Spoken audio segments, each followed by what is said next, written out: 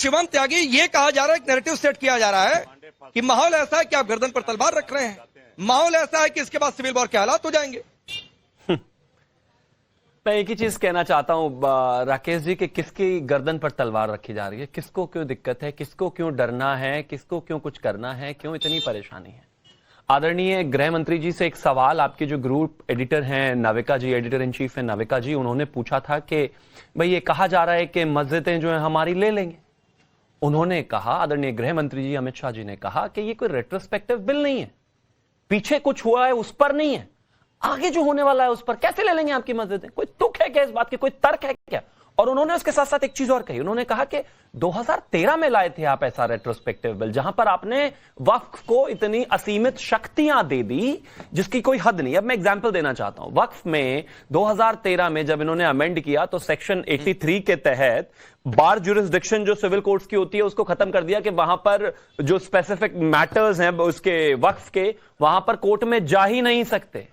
अब यहां सेक्शन 83 का थोड़ा सा वो मैं पढ़ देता हूं, this section specifically restricts the jurisdiction of civil courts over the matter related to the Waqf. क्यों भाई, बिल्कुल ठीक बात है। हिंदुस्तान में कोई एक ऐसी सामाजिक बॉडी बताइए, एक ऐसी धार्मिक बॉडी बताइए जिसके ऊपर जो है कानून लागू ना होता हो, जिसका कोई भी विषय जो है कोर्ट में ना जा सकता हो, जिसको सिविल कोर्ट में चैलेंज ना किया जा सकता हो, जिसको हाई कोर्ट में चैलेंज ना किया जा सकता हो। बताइए कोई एक बॉडी ऐसी नहीं है, कोई एक बॉडी ऐसी। तो बाकी के जो 2 4 5 6 लोग हैं या बाकी के जो जितने दर्द लोगों को हो रहा है, क्यों चाहिए भाई प्रिविलेज आपको? क्यों वक्फ को ऐसी एक पावर मिले जहां पर उनका जो है विषय सिविल कोर्ट में ना जाए, उनका विषय हाई कोर्ट में ना जाए? बस इतनी सी बात है। मेजरली मैं मानता हूं कि जिस तरीके से वक्फ के नाम पर इस देश के लोगों पर और मुसलमानों पर भी, जो पश्माना मुसलमान है, जिस तरीके से उन पर अत्याचार हुआ है, यह बिल उनको इससे बचाने के लिए है। कुछ धनाढ्य लोग, कुछ भूमाफिया टाइप के लोग, कुछ लोग जो इसको अपने पर्सनल फायदे के लिए इस्तेमाल कर रहे हैं, जिसका इस्तेमाल शायद बेहतरी के लिए होना था जो नहीं हो रहा, उनको यह दर्द हो रहा है। लेकिन देश में इमरजेंसी नहीं है, बिल्कुल ठीक बात है। जो हमने अपनी रिपोर्ट में भी साफ किया कि रेट्रोस्पेक्टिव बिल है ये, यानी कल को क्या हुआ था नहीं मतलब है, आने वाले समय में वक्फ बोर्ड कोई फैसला करता है, कोई बात आती है तो सीधे कोर्ट में चैलेंज किया जा सकेगा। इसमें मस्जिद, दरगाह, खानका कोई छीनने की कोई बातचीत नहीं है। फिर भी प्रियंका भारती ये नैरेटिव सेट किया जा रहा है, और आपके नेता ने पटना में भी ये नैरेटिव सेट किया था कि ये छिन जाएगा, वो छिन जाएगा, इंशाअल्लाह हम पास नहीं होने देंगे। तो भाई कल क्या हुआ था उससे कोई लेना देना नहीं है, फिर भी ऐसा नैरेटिव क्यों? आप पूरा डिबेट कर रहे हैं राकेश जी गृह मंत्री जी के दिए गए स्टेटमेंट्स पर। अमित शाह जी किसी प्रदेश के भाजपा के कोषाध्यक्ष तो है नहीं, वो देश के गृह मंत्री हैं। गृह माने घर, घर माने देश। अब इसी देश में एक जगह पर गृह मंत्री का काम क्या होता है? घर को सुरक्षित रखना, देश को सुरक्षित रखना। जिस आप कॉन्क्लेव की बात कर रहे हैं, मैंने उसको पूरा 1 घंटा सुना। शुरुआत में वो कह रहे थे कि हमारी 3 मेजर समस्याएं हैं जिसपे मेरा शुरू से नजर था, जिसमें सबसे पहला ही वो बोले नॉर्थ ईस्टर्न स्टेट्स, मणिपुर। पिछले 2-3 सालों से मणिपुर जल रहा है, अगर उनसे संभल नहीं रहा है तो फिर वो इधर उधर गोलमाल क्यों घुमा रहे हैं? कुर्सी है, उनका जनाजा तो नहीं है, नहीं संभल रहा तो उतर जाइए। गृह मंत्री जी से अपना काम हो नहीं रहा, लबर इधर उधर बतियाएंगे। शेर तो सही से पढ़ लिया करो, नेशनल टेलीविजन पर आते हो, आने से पहले शेर तो तैयारी करके आनी चाहिए। इस तरीके का शेरों को भी उल्टा सीधा पढ़ देना, मतलब टीवी पर आए हो भाई, शेर तो ठीक पढ़ो। मतलब सवाल पूछा गया है इनसे वक्फ के बारे में, सवाल पूछा गया है तेजस्वी यादव के बारे में, घुमाकर मणिपुर में एक शेर फिट कर दिया और वो शेर भी गलत। मैं मानता हूँ इनसे कोई तर्क ही नहीं है, कोई फायदा ही नहीं बातों से। अरे गजब बात हो गई, वक्त पर जवाब क्यों नहीं देते भाई? गोलमाल क्या घुमा रहे हैं? गोलमाल क्या घुमा रहे हैं? प्रवक्ता किस लिए बनाए गए? प्रवक्ता का मतलब होता है कि अपनी पार्टी का स्टैंड रखे, अपने नेता के बारे में बताइए अपने नेता के बारे में, बताइए अपने नेता के बारे में क्या स्टैंड है आपका वक्त पर? ठीक है, मैं आता हूँ। मस्जिदें कैसे छीनी जाएगी बताइए जरा।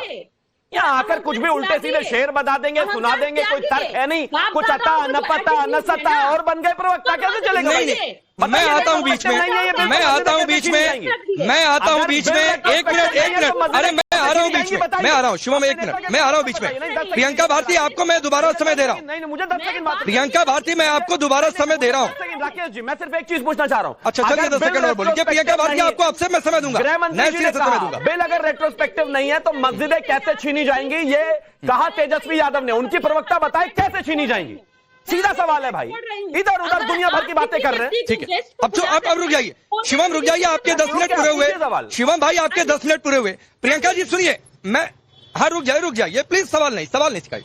प्रियंका जी आपको मैं आपसे समय देता हूं और आपको 1 मिनट अनइंटरप्टेड देता हूं, फिर यहां पर जो लोग हैं मैं उनके बीच जाऊंगा।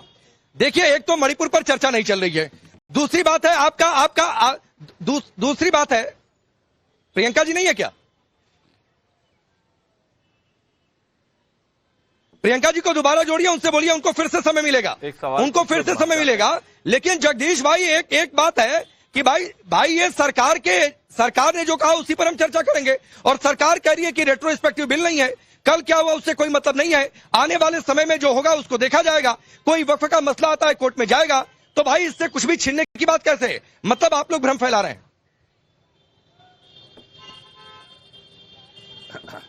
राकेश पांडे जी, सबसे पहले तो जो म्यांमार में लोग मारे गए उनकी आत्मा की शांति के लिए भगवान से प्रार्थना करता हूं कि उनकी आत्मा को शांति दे। फिर दूसरी बात मैं आपसे शुरू करूंगा।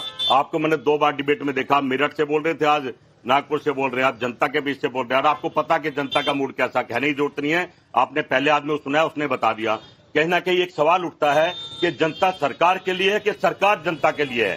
सवाल ये होगा, मैं समझता हूँ जनता सरकार को चुनते अपनी सुविधाओं के लिए, अपने कामों के लिए, पर यहाँ तो थोपा जा रहा। हमें कोई दिक्कत नहीं है, आप करो जो करना आपके मन में आए, पर कहीं ना कहीं संसद में बात होनी चाहिए। मैं बोलूंगा तो बोलोगे कि बोलता है, मैं सिर्फ इतना पूछ रहा हूँ। जेपीसी में बात होनी चाहिए। कांग्रेस वालों ने कहा कि मस्जिदें चली जाएंगी, कैसे चली जाएंगी? कोई हमें ये समझा दे, इतना लंबा भाषण नहीं चाहिए। मस्जिदें कैसे सरकार ले लेगी? शिवम भाई एक बार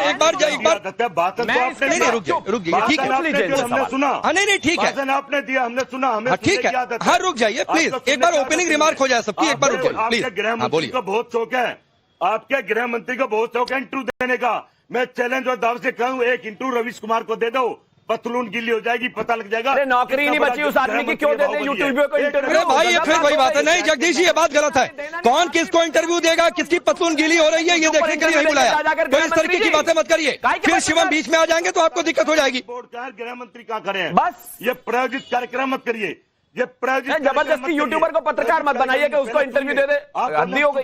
राकेश पांडे जी को ना दे इंटरव्यू, नविका जी को ना दे, उनको क्यों दे भाई? नहीं